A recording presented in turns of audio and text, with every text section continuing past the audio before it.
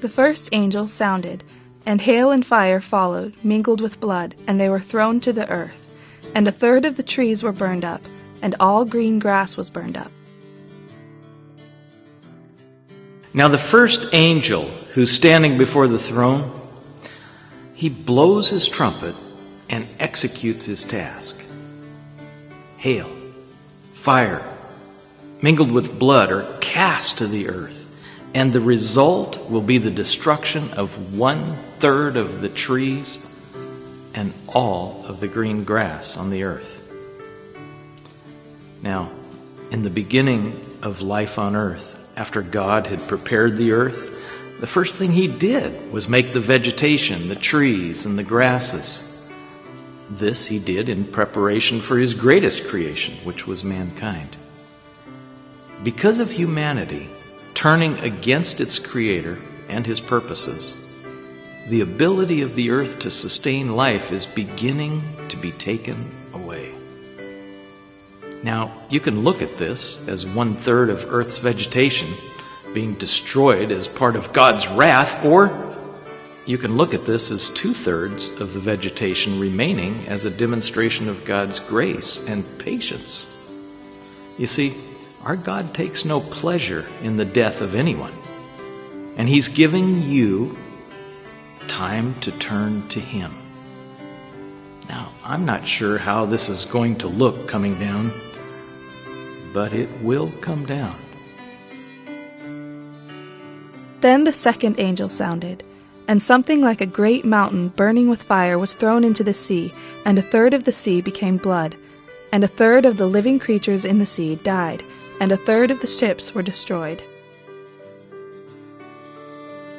With the first judgment, the land was struck and a third of it destroyed. Now another trumpet is blown and judgment is on the sea.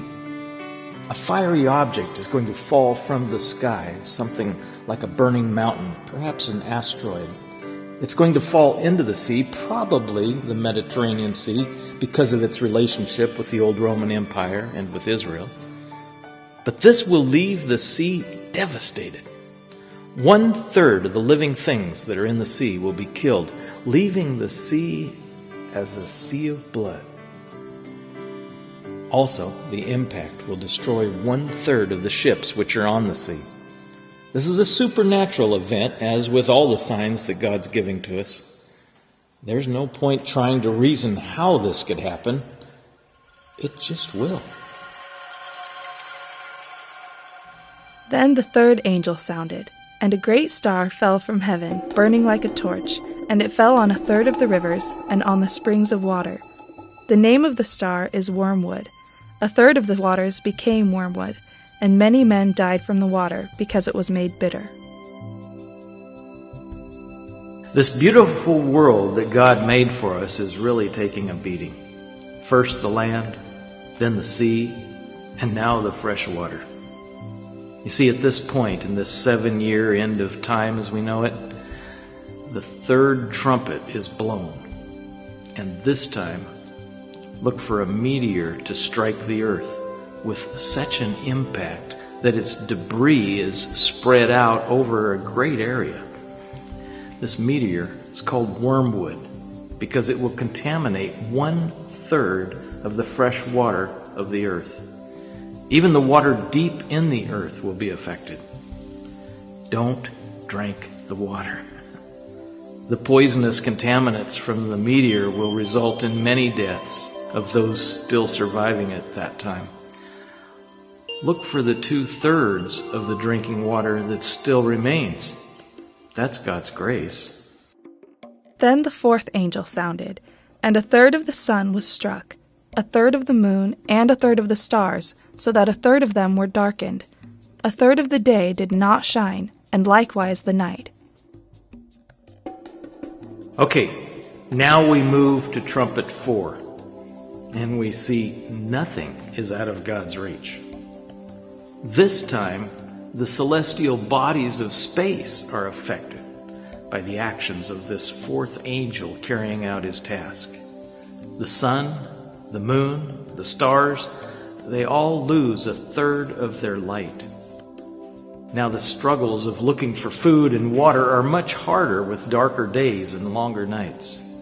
Also, the scene on earth is being set for much greater terrors on the level of the supernatural.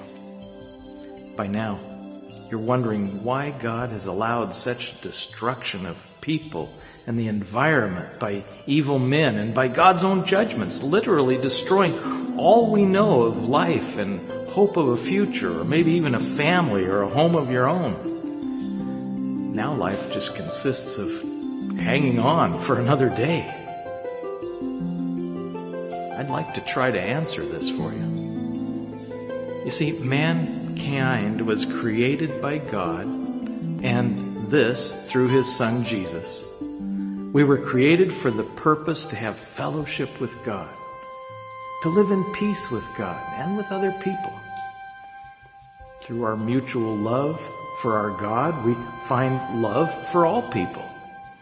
The very environment was designed to serve our needs when we live in peace with our intended purposes. When people moved away from true fellowship with God, their love for one another became less and less. They didn't treat each other the way they would want to be treated themselves. Stealing, coveting, lying, committing adultery, all kinds of selfish acts against each other. And eventually, sinning against each other wouldn't even satisfy the selfish nature, and people begin to sin against themselves. This led to all types of sexual immorality. Men with men, women with women, whatever their imagination could dream up. Even making the choice whether their unborn children should live or die. And this would lead to deciding whether even our old and sick should live or die. Eventually, even taking the lives of those who disagree with them on just about anything. God, in His kind efforts to get us back on track, sent human representatives, prophets, missionaries, people bold in their belief in God, to share the truth, to show His love through their example to us. We rejected them, often killed them for the way they made us feel. So He sent His best representation, His own flesh and blood and spirit, Jesus, His only begotten Son, that whoever would believe on Him should not perish but have everlasting life. We're not our own. We never have been. And with the very clear direction man is taking for his own future, our self-destruction is evident. Remember, the first seals being broken and the tragic changes that took place on earth and mankind and all because God took the believers out of the world. All hell literally broke loose. This gives a whole new value to having a Christian neighbor, doesn't it? It's very important to establish who you or we are. Let me give you an example. As a human, you have a body. And this was not of yourself. You were born without any help from you. But let's say you don't believe in the life-giving force which flows through your body, your blood. So you decide, through much thought, that it has no real value to you, so you decide to just remove it.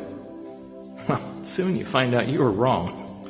However, by then it's too late. You're dead. You see, we're created by God, built to live, not die. Ecclesiastes chapter 7, verse 17 says this, "Do not be overly wicked, nor be foolish. Why should you die before your time?" So as absurd as our little example is, the people on earth are wishing to die rather than face the wrath of God in the previous judgments that we just talked about. Well, mankind without God is evil, and evil will always bring death of some kind. God is trying to save you from yourself. Please, look to Jesus. And I looked, And I heard an angel flying through the midst